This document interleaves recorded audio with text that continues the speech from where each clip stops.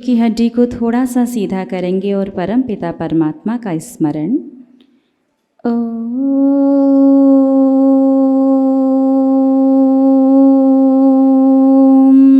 नमः सिद्धिभ्यः।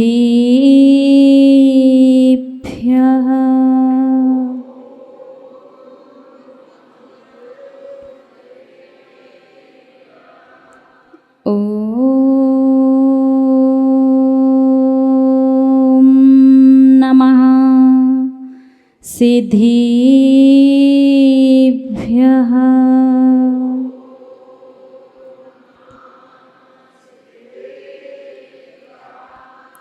ओम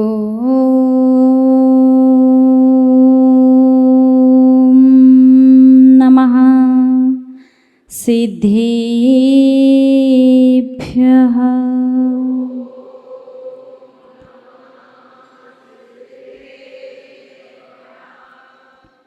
धन्य धन्य जिनेवर की वाणी, आत्मबोध का हेतु है। निज आत्म से परमात्म में मिलने का एक सेतु है।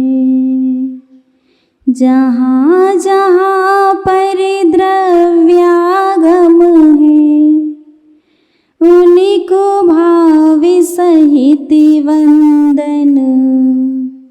नमन भाव श्रुति धरि को मीरा, भवि भवि की काटो क्रंदन।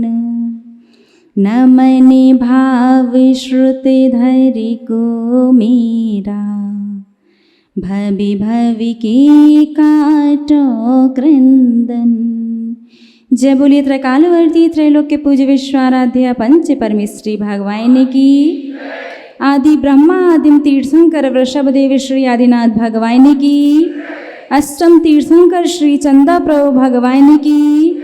श्री अरिष्ट नेमिनाथ भगवान की। विश्व वंदनीय भगवान महावीर स्वामी की। परम गुरु परम पिता परमात्मा 1008 श्री सीमंदर स्वामी भगवान की। 20वीं सदी के प्रथमाचार्य चारित्र चक्रवर्ती आचार्य भगवंत श्री शांति सागर जी मुनि महाराज की। अभीष्ण ज्ञानोपयोगी पूज्य गुरुदेव आचार्य श्री वसुनंदी जी मुनि महाराज की। रत्नत्रयधारी तपोधन श्रेष्ठ मम शिक्षा गुरु परम श्रद्धेय गणनीयारिका श्री सौम्यनंदिनी माता जी की। अहिंसा प्रधान श्रीमद जैन धर्म की। परम पूज्य आरिका माँ 105 सुयोग नंदिनी माता जी की जय। आरिका संघ की जय। धर्म स्नेही आप सभी भव्य महानुभाव,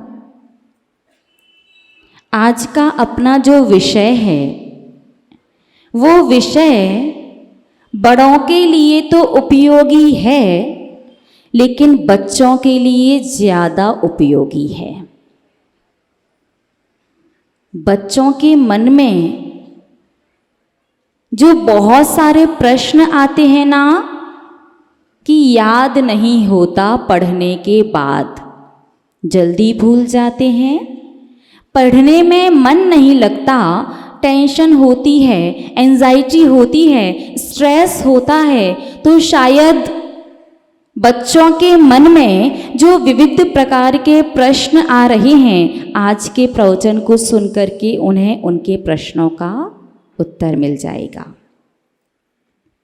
बड़े लोग भी जब साधु संतों के पास जाते हैं तो जाकर के उनके दर्शन करने के बाद सभी श्रावकों के मन में या अधिकांश श्रावकों के मन में एक ही प्रश्न बार बार आता है कि हम इतनी बार पढ़ते हैं, बार बार सुनते हैं, फिर भी भूल जाते हैं। कई बार तो श्रावक कहता है कि माता जी याददाश्त बहुत कमजोर है।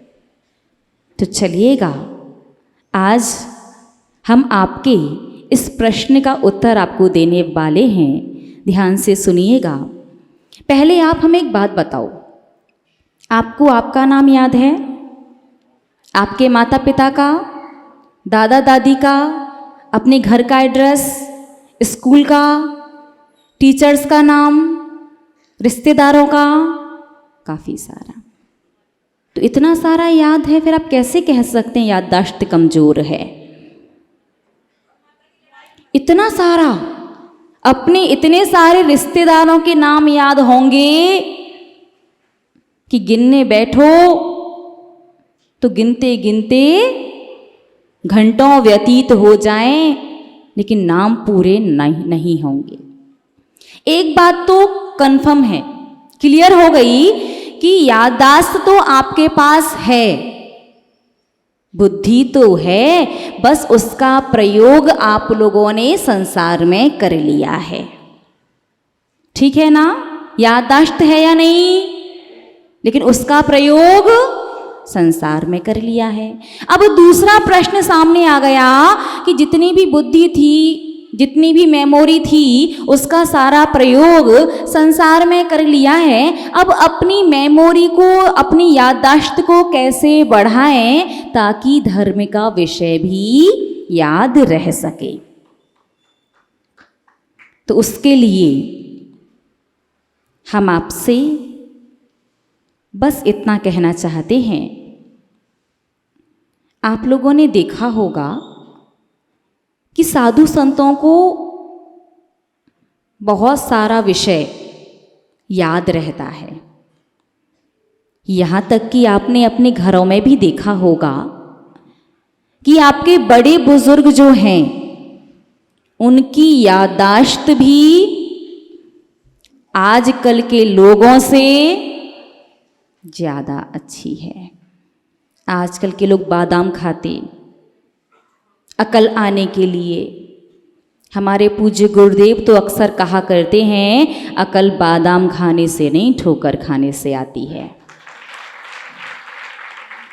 कितना भी समझाओ, ये कार्य मत करो मत करो मत करो, अरे शराब का सेवन बहुत बुरा है, नहीं करना चाहिए। क्यों नहीं करना चाहिए? एक प्रोफेसर ने तो प्रैक्टिकली बताया। 2 कांच के बर्तन बुलवाए, 2 बाउल, 2 कटोरे, एक में पानी और दूसरे में शराब रखी। दोनों ही बर्तनों में केंचुआ समझते आप लोग, एक एक केंचुआ डाल दिया। पानी वाले बर्तन में केंचुआ आराम से तैर रहा था और शराब वाले बर्तन का केंचुआ टुकड़े टुकड़े हो गए। मरा ही नहीं, टुकड़े टुकड़े में डिवाइड हो गया। प्रोफेसर को लगा कि अब सबके समझ में आ गया होगा कि जब केंचुए के शरीर पर इसका इतना दुष्प्रभाव पड़ा है, फिर आप सोचो आपके अंदर के जो इनर ऑर्गन्स हैं, अंदर के जो अंग प्रत्यंग हैं, उन पर कितना दुष्प्रभाव इस शराब का पड़ता होगा। उस प्रोफेसर ने पूरी सभा में पूछा कि इस घटना चक्र को देख करके क्या समझे? एक शराबी झूमते हुए खड़ा हुआ और बोला कि हमने सीखा है, अभी मैं 1 हफ्ते में 4 दिन पीता था, अब रोज पीना है, क्योंकि शराब पीने से पेट के कीड़े मर जाते हैं। बात समझ में आई? आजकल के लोगों की बुद्धिमानी, वो ऊपरी किताबी ज्ञानी तो बहुत बन जाते हैं, उन्हें लगता है अकल बादाम खाने से नहीं आएगी। जब अंदर के फंक्शंस खराब हो जाते हैं ना, जब डॉक्टर जवाब दे देते हैं ना, जब फिर कुछ पचता नहीं है, जब ठोकर लगती है तब अकल आती है। जैसे कि गुटखा,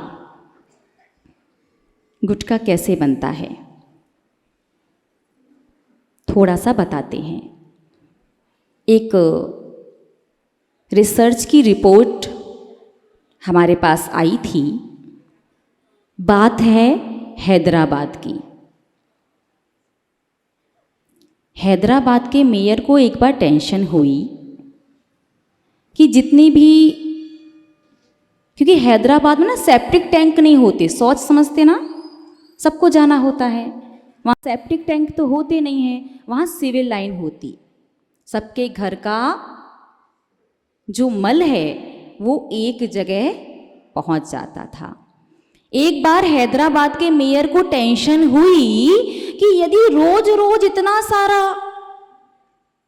तो अपन रखेंगे कहाँ, मतलब कैसे, क्या करेंगे, कहाँ से लाएंगे इतनी जगह। तो हैदराबाद के एक बायोकेमिकल के स्टूडेंट का कमाल देखो। उस बायोकेमिकल के स्टूडेंट ने क्या किया, उस मानव मल में क्लोरीन डाल दिया। क्लोरीन डालने से उसका पीला रंग सफ़ेद हो गया और वो पेस्ट जैसा उसमें से निकाल लिया। उस पेस्ट को ड्रायर में सुखा करके पाउडर बना दिया। उसमें केमिकल वगैरह डाल करके उसकी गंध को अलग कर दिया और वो पाउडर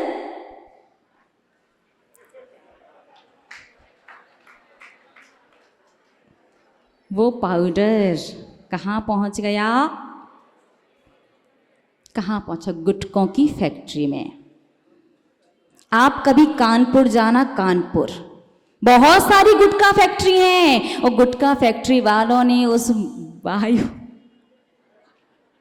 मानव मल को कुछ फ्रेग्रेंस वगैरह मिला करके पाउच में पैक करके आपको ही खिला दिया।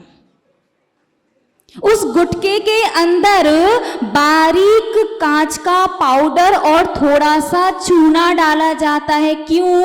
वो बारीक कांच का पाउडर आपकी जीभ पर जगह जगह गाल पर अंदर है ना कट लगा देता है और जब उस कट वाले स्थान पर चूना जब लगता है तो आपको सनसनाहट सी महसूस होती है, झुनझुनाहट। अरे वाह, फ्रेशनेस है ना। आप सोचो क्या खा रही हो। आपको देखना हो ना तो आप पानी लेना घर पर जाकर के, नहीं हम तो नहीं कहेंगे, पानी में गुटके का एक पाउच डालना, 5-10 मिनट उस गुटके को पानी में भीगने देना। उसके बाद पानी अलग करके वो हाथ पर निकालना और जब उसकी गंध वगैरह निकल जाएगी फिर उसे हाथ से ऐसे मसल करके फिर आप सूंघ करके देखना कि आप क्या खा रहे हो। मानव मल पाउच में पैकेट में पैक होकर के आपको खिला दिया। ये है बायोकेमिकल के स्टूडेंट का कमाल। हमारे विज्ञान का चमत्कार है ये कि और आपको पता भी नहीं चलता। सबसे पहले सुबह सो करके उठ करके फ्रेश होने जाने के लिए भी विचार कीजिएगा किससे आपके दिन की शुरुआत होती है। तो अकल नहीं आई पढ़ने से। जब फिर वो कट लग लग करके बहुत छाले हो जाते हैं, जीभ और अंदर से पूरे गाल खराब हो जाते हैं, फिर कुछ भी खाने लायक मुंह नहीं बचता ना, तब जाकर के ठोकर लगती है तो अकल आती है। भैया जो जो भी गुटखा खाते देख लो अपना अपना। तो कहाँ थे अपन? अकल पर थे कि अकल बादाम खाने से नहीं आती, ठोकर खाने से आती। याददाश्त सबके पास है, मेमोरी सबके पास है, लेकिन अधिकांश जीव उसका प्रयोग संसार में कर लेते हैं। अब धर्म के लिए कैसे बचे, पढ़ाई के लिए कैसे बचे, तो बहुत ही अच्छा उपाय अब हम आपको बताने वाले हैं। ध्यान से सुनना, बच्चों के बहुत ज़्यादा काम आएगा। आपने अपने घर के बड़े बुजुर्गों को ध्यान से देखा हो या कभी साधु संतों को ध्यान से देखा हो तो आपके क्वेश्चन का आंसर मिल जाएगा। कैसे? आपको पता है ये वाली मुद्रा कौन सी मुद्रा कहलाती है? ज्ञान मुद्रा। ये मुद्रा लगाने से एकाग्रता बढ़ती है। क्यों? क्योंकि हमारी उंगलियों में नाखून के पास जो ये वाला हिस्सा होता ना, यहाँ पर हमारे ज्ञान तंतु को एक्टिवेट करने वाले पॉइंट होते हैं।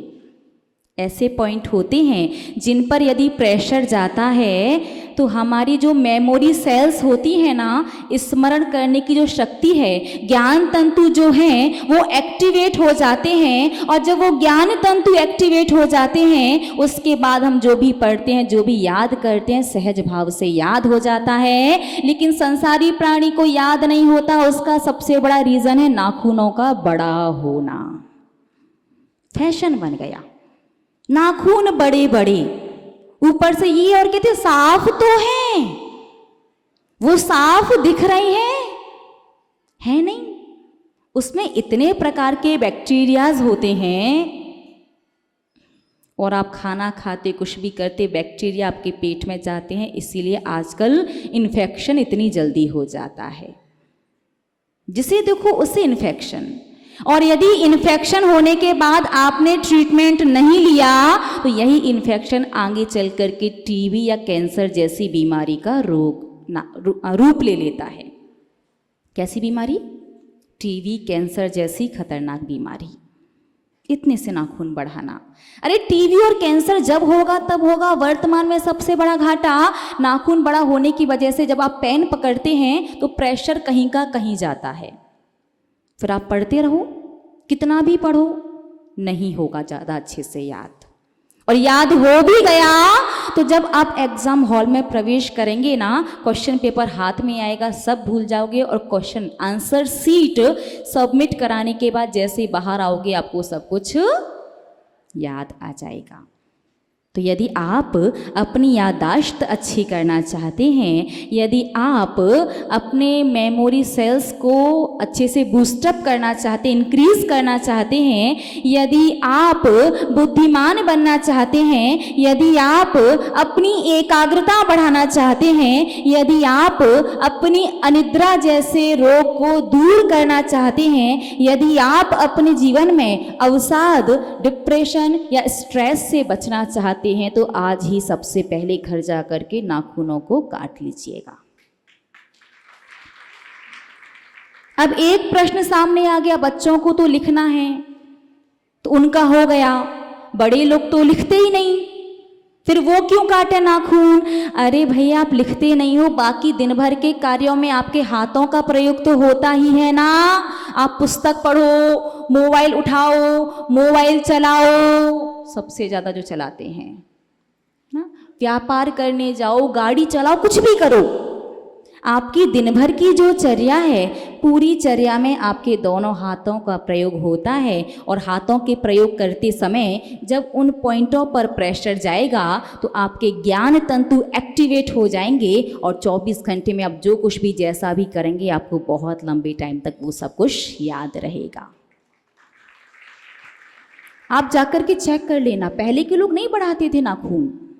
साधु संतों के कभी जाकर के देखो, उनके नाखून आपने देखे कभी आप लोगों की तरह बहुत ज़्यादा बड़े बड़े? थोड़े बहुत बड़े होते वो कट कर लेते हैं। तो बात समझ में आई? क्या समझ में आया? दो बातें। पहली, हमारी याददाश्त बढ़ाना, हमारी एकाग्रता को बढ़ाना, अनिद्रा जैसे रोग को दूर करना, डिप्रेशन, स्ट्रेस और टेंशन से बचने का सीधा सरल सा एक उपाय है, नाखून बड़े नहीं होने चाहिए। और दूसरी बात कि बादाम खाने से सिर्फ बादाम खत्म होती हैं, अकल तो ठोकर खाने से ही आएगी। संसारी प्राणी इस संसार की दौड़ में इस कदर दौड़ रहा है, कंपटीशन इतना ज्यादा बढ़ चुका है कि यदि आप किसी को एक दुख सुनाओ तो सामने वाला आपको 2 सुना देता है, उसमें भी कंपटीशन। तो हर चीज में कंपटीशन है, सबको कहीं ना कहीं जाना है, सबको अपने जीवन में कुछ ना कुछ उपलब्धियां चाहिए, सबको शॉर्टकट चाहिए, शॉर्ट एंड फास्ट, छोटा सा हो और जल्दी हो जाए, भले ही बाद में उसका कितना भी दुष्परिणाम भोगना पड़े। शॉर्टकट के चक्कर में आज व्यक्ति ने अपने जीवन को नरक बना लिया है। हर चीज उसे आर्टिफिशियल वाली चाहिए। आजकल तो एआई और हो गई, आर्टिफिशियल इंटेलिजेंस। आज का व्यक्ति, आज का मनुष्य ज्ञानवान तो है लेकिन समझदार नहीं है। उसे बस भेड़ चाल चलनी है। कहता तो है कि मैं भीड़ में से अलग दिखना चाहता हूं, लेकिन उसके सारे कार्यक्रम कैसे होते? जैसे सबके हो रहे हैं। क्यों? क्योंकि यदि हम सबके जैसा नहीं करेंगे तो दुनिया क्या कहेगी? यदि हम गुटखा पान नहीं खाएंगे तो दुनिया क्या कहेगी? नहीं, पान में नहीं है दोष, गुटखा में। यदि हम रात्रि में 10-10 बजे तक दावतों में, बाहर फंक्शंस में खाना खाने नहीं जाएंगे तो दुनिया क्या कहेगी? कैसा व्यक्ति 6 बजे आ गया। तो दुनिया की वजह से आप लोग धर्म नहीं करते क्या? अच्छा मुझे एक बात बताओ, दुनिया के कहने के डर से कितने लोग धर्म नहीं करते? हाथ तो किसी के खड़े नहीं, मतलब सब करते हैं। आप 5 बजे खा लोगे तो दुनिया ये नहीं कहेगी 5 बजे ही खा लिया। रात्रि भोजन का त्याग किया क्या? अच्छा, आपके दोस्त वगैरह 8-10 लोग मिलकर के रात्रि में 10 बजे तक बैठते हैं किसी जगह। 4 दोस्त अमृत पान कर रहे हों, कलयुग का अमृत, that's the most important part of life. बहुत महत्वपूर्ण अंग है जीवन का। चाय, अमृत पान कर रहे हैं, 2 ना पिए तो दुनिया क्या कहती है? बड़ा धर्मात्मा आ गया। तो उसके डर से क्या करेंगे आप? पीना शुरू कर देंगे क्या? कुछ लोग तो कर देते हैं। आज एक और बात जो हम आपको बताना चाहते हैं वो ये है कि कभी भी दुनिया के डर से धर्म करना मत छोड़ना, क्योंकि दुनिया का तो काम ही है कुछ ना कुछ कहते रहना। एक व्यक्ति फल की दुकान खोल करके बैठा। किसकी दुकान? फल की दुकान। उस व्यक्ति ने बोर्ड लगाया, उस बोर्ड पर लिख दिया कि यहां पर ताजे फल मिलते हैं। क्या लिख दिया? यहां पर ताजे फल मिलते हैं। एक दूसरा व्यक्ति वहां से निकला, उसने देखा यहां पर ताजे फल मिलते हैं। दुकानदार के पास गया और जाकर के बोला, भैया सब सब्जी मंडी में बैठे हो ना, फल की मंडी में बैठे हो, तो फल की मंडी में ही तो फल मिलेंगे, तो यहां पर क्यों लिखा? यहां पर हटा दो, सिर्फ क्या लिखो? ताजे फल मिलते हैं। उसने कहा ताजे फल मिलते हैं, ठीक है ताजे फल मिलते हैं। एक अन्य व्यक्ति आया, उसने ताजे फल मिलते हैं, ताजे ही तो बेचोगे ना, बासे बेचोगे क्या? जब ताजे बेच रहे हो तो ताजे क्यों लिखा? ताजे को हटा दो, क्या लिख लो? फल मिलते हैं। तीसरा व्यक्ति आया, उसने कहा अजीब आदमी हो आप तो, फल की मंडी में बैठ के सोना चांदी बेचोगे क्या? फल ही तो बेचोगे, फिर क्यों लिखा फल मिलते हैं? तो बेचारे ने परेशान होकर बोर्ड ही निकाल दिया कि कुछ लिख ही नहीं रहे, आके देख लो।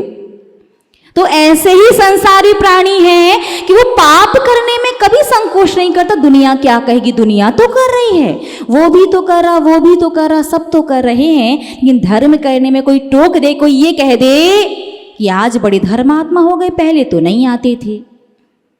तो क्या करते हैं बहुत सारे लोग? मंदिर जाना छोड़ देते हैं। अभिषेक करते समय गलती से कलश गिर जाए, किसी ने डांट दिया तो अभिषेक करना छोड़ देते हैं। अरे डांट दिया तो अभिषेक करना छोड़ दिया, बताओ ये कैसी बात हुई?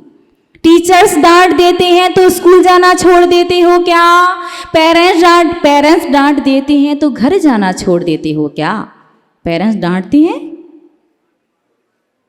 हाँ, अब के करें या ना करें, पहले तो अच्छे से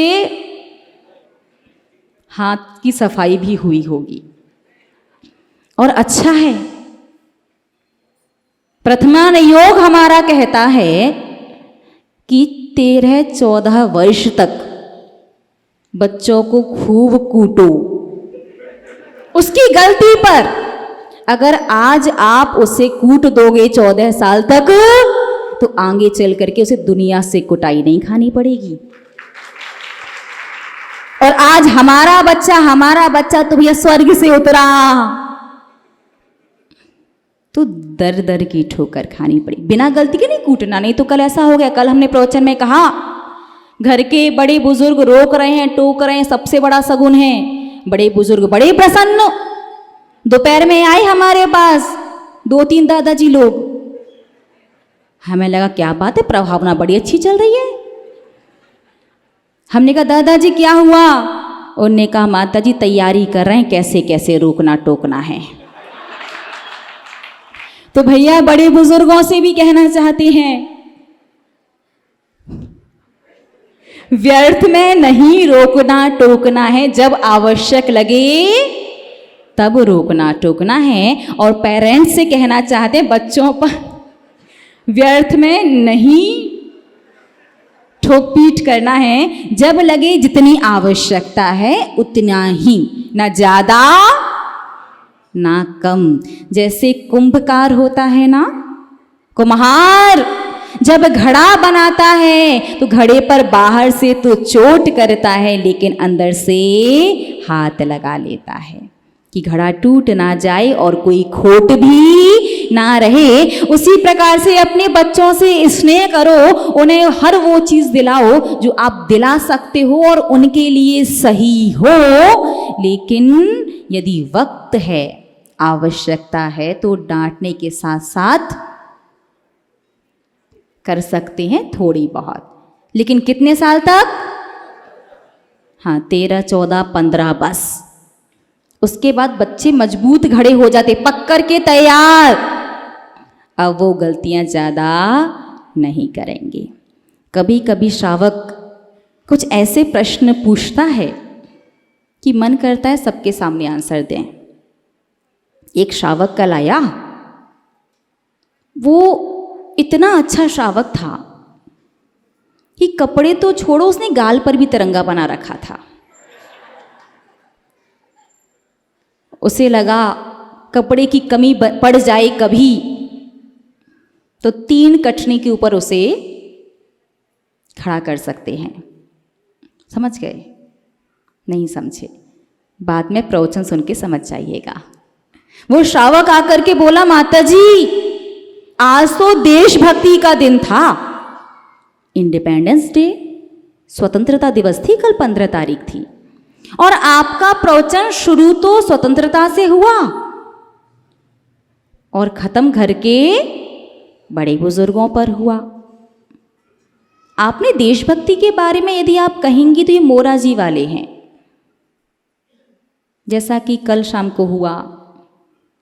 लोगों ने बताया माता जी कह के गई तो लेडीज़ों को नींद आ रही थी, फिर भी 10, साढ़े 10 तक बैठी रही थी कवि सम्मेलन में। सारे समाचार पहुंच जाते ऊपर तक, उड़ते उड़ते हवा में। उस श्रावक ने भी कहा, माता जी यदि आप कहती तो लोगों में देशभक्ति का जज्बा बढ़ जाता, एक अलग ही उत्साह देखने को मिलता। तो श्रावक को उसके प्रश्न का जवाब हम आज इस मंच से यहाँ से देना चाहते हैं। धर्म स्नेही महानुभाव, हमें नहीं लगता कि किसी के अंदर देशभक्ति जगाने की आवश्यकता है, क्योंकि पूरी दुनिया भर में 202 देश हैं और 202 देशों में एकमात्र हमारा भारत देश ही ऐसा है जिसे हम भारतीय माँ कहते हैं।